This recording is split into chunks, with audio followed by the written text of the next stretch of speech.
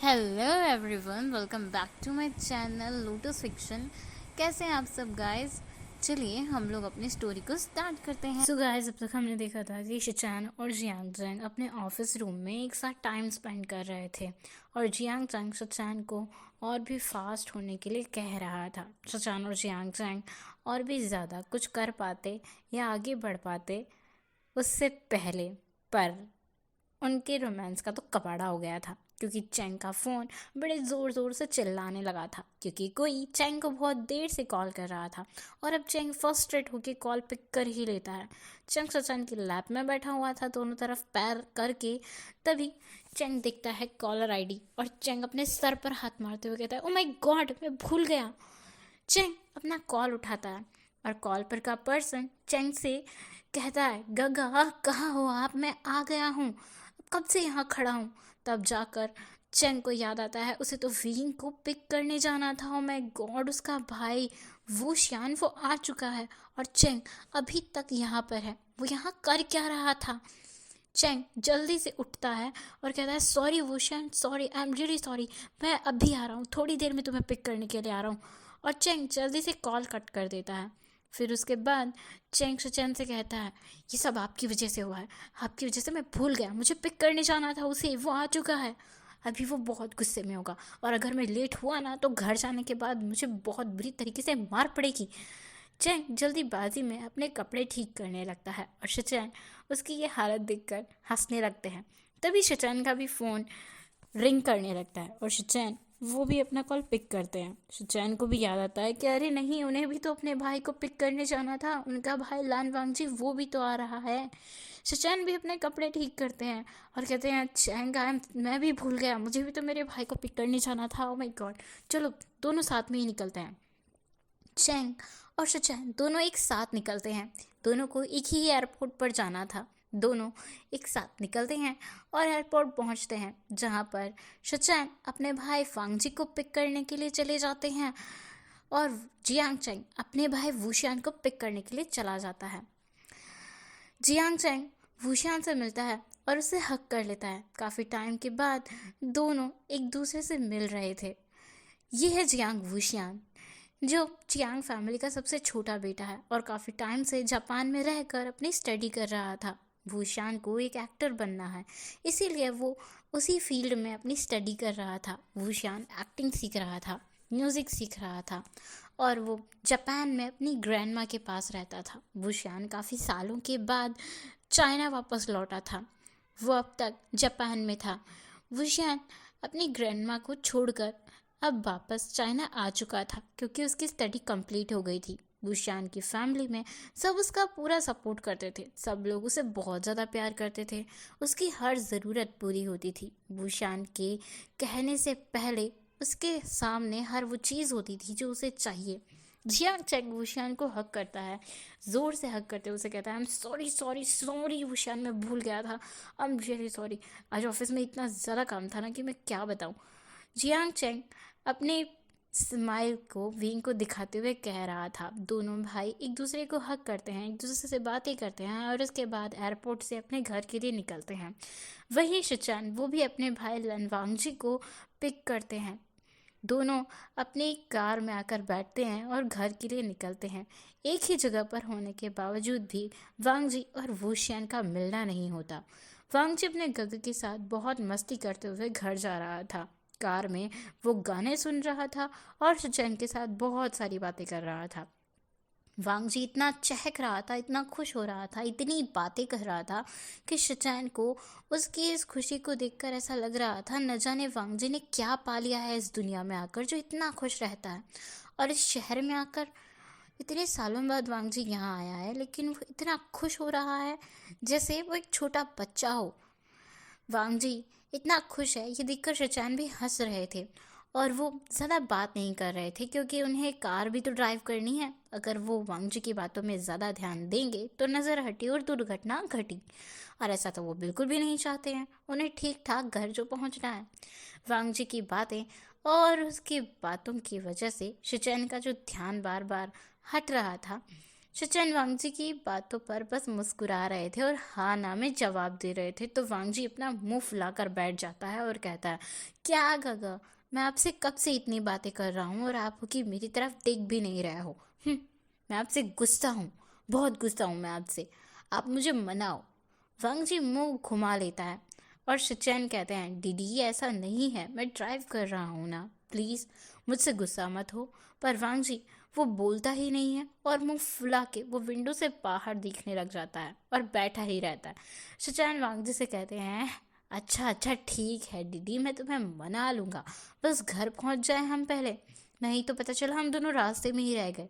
वांगजी भी हंसता है और फिर बाहर का नज़ारा देखने लगता है। वांगजी बाहर देखते हुए अपनी भौहें उड़ा रहा था और सोच रहा था, देखना गगा, मैं आपको इतना परेशान करूंगा ना घर जाने के बाद, बिल्कुल भी आसानी से नहीं मानूंगा, बहुत नखरे दिखाऊंगा।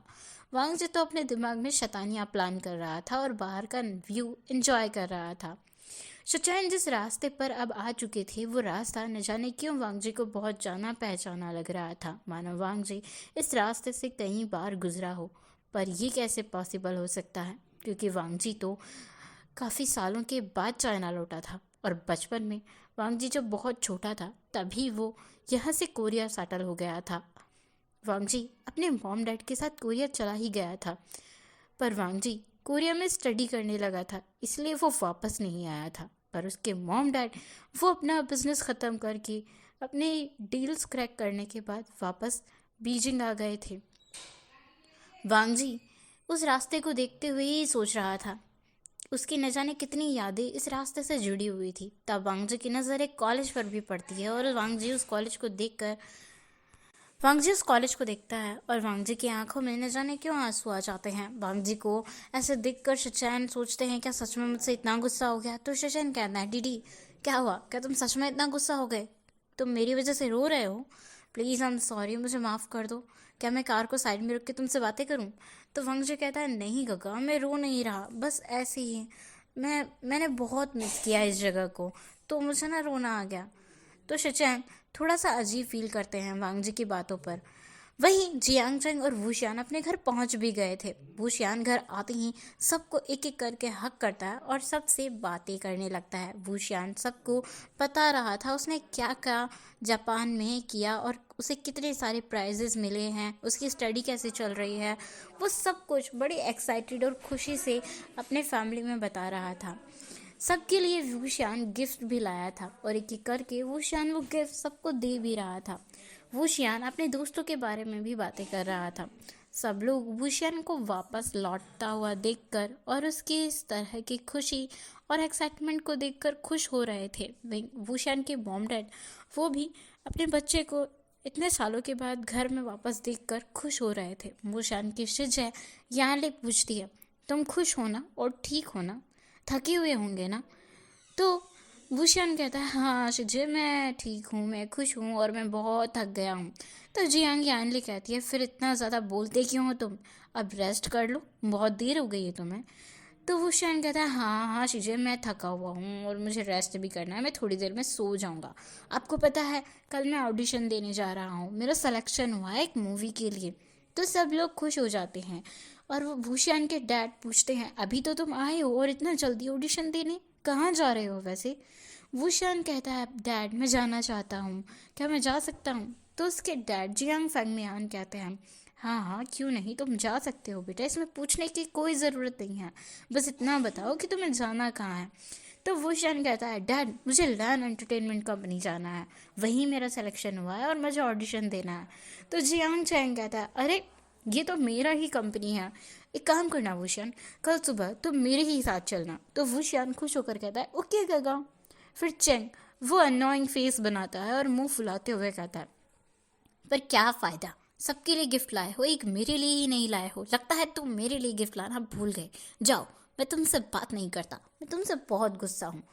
वूशियान वो कहता है, आह गगा, आपको क्या लगता है मैं आपके लिए गिफ्ट लाना भूल सकता हूँ क्या? आपके लिए तो मैं एक स्पेशल गिफ्ट लेकर आया हूँ। तो जियांग चेंग जल्दी से पूछता है, कहाँ है मेरा गिफ्ट, दिखाओ क्या लाए हो तुम मेरे लिए। विंग बहुत नखरे करते हुए अपने बैग में से एक गिफ्ट निकालता है और वो एक बड़ा सा गिफ्ट था। जियांग चैंग उसे देखकर कहता है, क्या है इसमें? तो विंग कहता है, खोल कर देख लो ना इसमें क्या है। खुद ही देख लो।